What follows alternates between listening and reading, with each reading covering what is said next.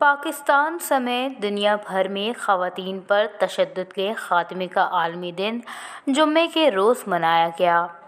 پاکستان میں دنیا بھر میں خواتین پر تشدد کے واقعات میں تیزی سے اضافہ ہو رہا ہے۔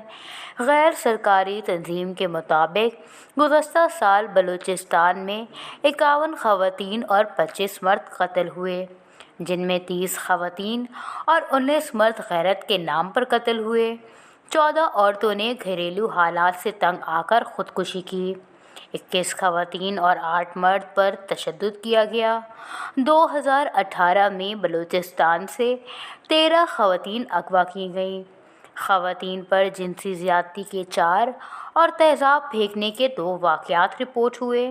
رپورٹ کے مطابق ہر 5ویں پاکستانی عورت اپنے شوہر کے ہاتھوں تشدد کا نشانہ ہوتی ہے، جبکہ پاکستان کی پارلیمنٹ میں خواتین کی 25% نمائندگی ہے۔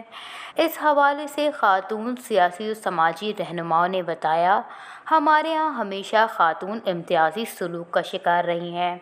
حکومت کو چاہیے کہ وہ خواتین کی فلاح و بہبود کے لیے بھرپور اقدامات کرے۔